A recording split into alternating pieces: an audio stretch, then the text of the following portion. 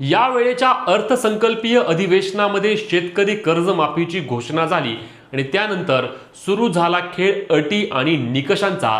कारण कर्जमाफीची घोषणा करताना मुख्यमंत्र्यांच्या द्वारे स्पष्टपणे सांगितलं गेलं होतं की जे शेतकरी पात्र असतील केवळ त्याच शेतकऱ्यांची आम्ही त्या ठिकाणी कर्जमाफी करणार आहोत। आणि मग हे नक्की पात्र शेतकरी म्हणजे कोण, कोणत्या शेतकऱ्यांची कर्जमाफी होणार आहे आणि कोणत्या शेतकऱ्यांना यावेळी कर्जमाफीचा लाभ मिळणार नाही, अशा विविध त्या ठिकाणी निकषांचा आता हळूहळू उलगडा होत आहे। आणि यामधून किती शेतकरी पात्र राहतील आणि किती शेतकऱ्यांना योजनेचा लाभ मिळणार नाही।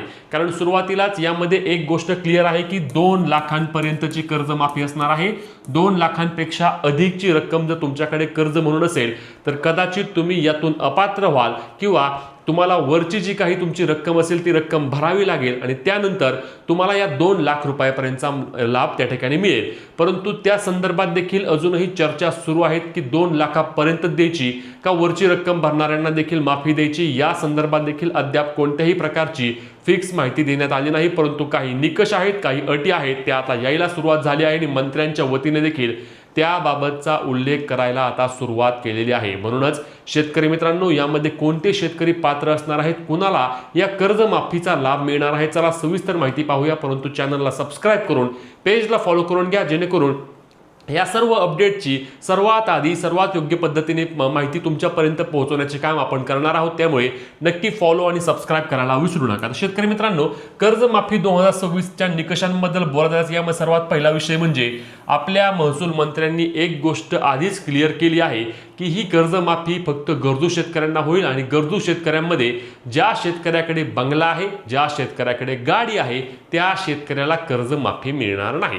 आता यात मग विषय काय येतो की समजा एक रेशनिंग कार्ड आहे आणि एका रेशनिंग कार्डमध्ये 2 ते 3 शेतकरी समजा पात्र आहेत आणि जर यांनी रेशनिंग कार्डचा नियम जर लावला तर मग या कुटुंबातील 3ही शेतकरी कर्जमाफीसाठी पात्र असताना देखील त्यांना अपात्र केलं जाणार का, याबाबत देखील मोठा प्रश्न आता उपस्थित झालेला आहे। किंवा जर ज्या शेतकऱ्याच्या नावावर स्वतःच्या नावावर जर 4 चाकी वाहन असेल तरच त्याला कर्जमाफीचा लाभ मिळणार नाही का? किंवा एक दाम्पत्य आहे म्हणजे पती आणि पत्नी दोघं जण आहेत आणि या दोघांपैकी एकाच्या नावावर 4 चाकी वाहन आहे आणि दुसऱ्याच्या नावावर शेतीचे कर्ज आहे, तर मग याबाबत सरकार काय निर्णय घेणार आहे, असे विविध प्रश्न आहेत। कारण लक्षात घ्या, यामध्ये स्पष्टपणे बोललं गेलं की ज्याच्याकडे चांगलं घर म्हणजे ज्याचा बंगला आहे, ज्यांच्याकडे गाडी आहे, त्यांना माफी मिळणार नाही। गाडी कुटुंबामध्ये एक असते, मग अख्ख्या कुटुंबालाच तुम्ही या योजनेमधून अपात्र करणार का? कारण काय असतं, शेतकरी कुटुंबामध्ये दाम्पत्याच्या नावावरती जमीन असतात, काही वेळा बायकोच्या नावावर जमीन असते, काही वेळा नवऱ्याच्या नावावर जमीन असते। आणि आता सध्या काय झालंय की एक छोटं कुटुंब 4-5 लोकांचं कुटुंब जरी असलं तरी माणूस काय करतं, एखादी सेकंड हँड असेल किंवा एखादी छोटी 4 व्हीलर त्या ठिकाणी घेतं, उन्हातानाचं पावसा पाण्याचं फिरण्यापेक्षा कमीत कमी एखादी 4 चाकी वाहन। मग आता 4 चाकी वाहन घेणं जरी सरकारनं म्हणतंय की बाबा चालणार नाही, 4 चाकी वाहन घेतलं म्हणजे तो मोठा शेतकरी झाला, तर ही कोणती पद्धत काढली आहे? कारण 4 चाकी वाहनाचा आणि शेतीच्या कर्जाचा संबंध काय येतो मला सांगा बरं। शेतकऱ्यांना सध्या जे संकट ओढवलं होतं, मागील वर्षी आपण पाहिलं की प्रचंड मोठ्या प्रमाणामध्ये अतिवृष्टीमुळे शेतकऱ्यांचे नुकसान झालेले आहे, त्यांना नुकसान भरपाई देखील पाहिजे अशी मिळाली नाही आणि त्यात आता कर्जमाफीची काही प्रमाणावर आशा होती। एक तर 2 लाख रुपयांची त्या ठिकाणी लिमिट आणली, त्यानंतर ज्या शेतकऱ्यांचं त्या ठिकाणी 30 सप्टेंबर 2025 पर्यंत थकबाकी आहे केवळ त्याच शेतकऱ्यांना यामध्ये पात्र करण्यात आलं। म्हणजे की 2026ला ज्या शेतकऱ्यांची थकबाकी जाणार आहे त्यांना या योजनेमध्ये कर्जमाफीचा लाभ मिळणार नाही, असे देखील शेतकरी यामधून अपात्र होतील। त्यात आता सुरुवात काय केली आहे तर गाडी आहे, बंगला आहे, त्यांना कर्जमाफी मिळणार नाही, मग त्या शेतकऱ्यांना देखील यामधून अपात्र केलं जाईल।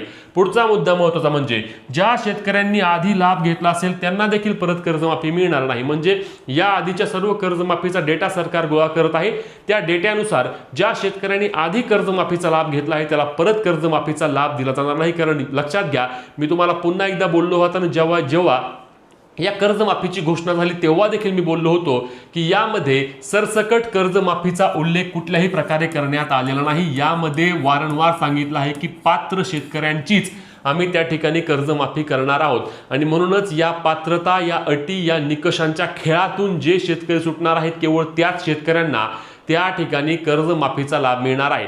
पहिला महत्त्वाचा मुद्दा म्हणजे अनेक शेतकऱ्यांचा एक प्रश्न होता की 7-12 कोरा 7-12 कोरा 7-12 कोरा 7-12 कोरा असा विषय कधीही नसतो। जे कर्ज माफ होतं ते फक्त आणि फक्त पीक कर्जाचा विषय असतो. अनेक शेतकऱ्यांकडे मध्यम मुदत असतं, दीर्घ मुदत कर्ज असतं, पाईपलाईन असतं, लँड डेव्हलपमेंट असतं, विविध प्रकारचे कर्ज शेतकऱ्यांनी त्या ठिकाणी त्यांच्या रानाची डेव्हलपमेंट करण्यासाठी काढलेलं असतं. तर ते कर्ज कधीही माफ होत नाही. कर्ज माफ कुठलं होतं तर जे पीक कर्ज असतं ते पीक कर्ज माफ होतं, बाकीचं कर्ज कधीही माफ होत नाही.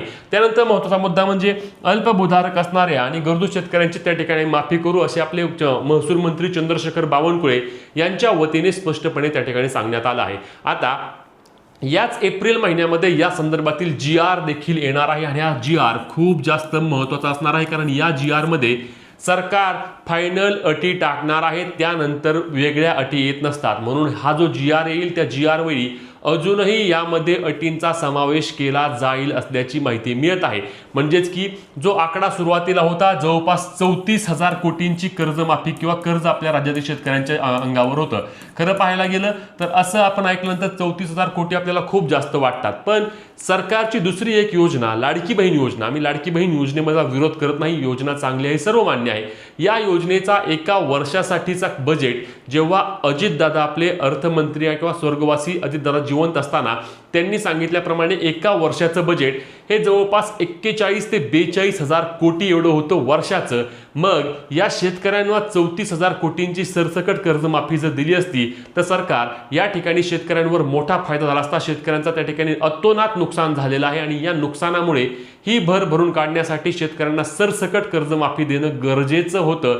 त्यासोबतच प्रोत्साहनपर अनुदानाबाबत देखील अटी टाकण्यात आलेल्या आहेत. यामध्ये 3 वर्ष सलग नवजुनं असण्याची किंवा 5 वर्ष नवजुनं असण्याची देखील शक्यता आहे. त्यासोबत 9 मार्च 2026 लक्षात घ्या, यामध्ये सर्वात महत्त्वाचा मुद्दा म्हणजे ज्या रेग्युलर आहेत त्यांच्यासाठी, ज्या शेतकऱ्यांनी त्या ठिकाणी 9 मार्च 2026च्या आधी त्यांचं खातं नवजुनं केलेलं आहे, त्यांचे कर्ज भरून त्या ठिकाणी परत उचललं आहे, अशा शेतकऱ्यांनाच केवळ ही 50,000 रुपये मिळणार आहेत. खरं तर हे 50,000 रुपये खूप जास्त कमी आहेत.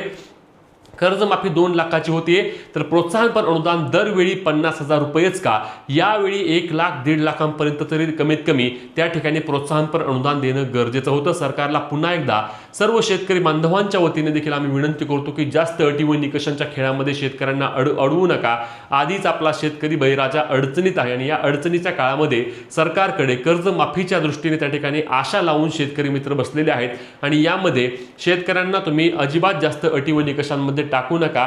हे जे आहे 2 लाखापर्यंत ठीक आहे, आता 2 लाख तुम्ही ठरवलं आहे, परंतु ते 2 लाखापर्यंतच्या रकमेमध्ये देखील जास्तीत जास्त शेतकरी पात्र कसे ठरतील याबाबत सरकारने त्या ठिकाणी दखल घेऊन विचार करावा. कारण या 4 चाकी असणाऱ्या किंवा हे बंगला वगैरे या अटी जर मध्ये आल्या तर यामध्ये अनेक शेतकरी त्या ठिकाणी अपात्र होतील आणि त्यांना या कर्जमाफीचा लाभ मिळणार नाही. त्यांच्यावर थकबाकीची रक्कम अशीच वाढत जाईल, त्यांना परत आता खरीप हंगामासाठी कर्ज देखील मिळणार नाही.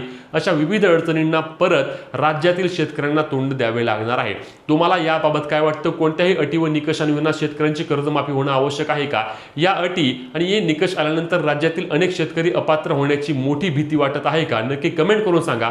व्हिडिओ शेअर करून अशाच अपडेटसाठी आपल्या हक्काच्या पेजला फॉलो आणि तेवढ्याच हक्काने चॅनलला सबस्क्राईब करायला विसरू नका. भेटूया पुढच्या व्हिडिओत, तोपर्यंत जय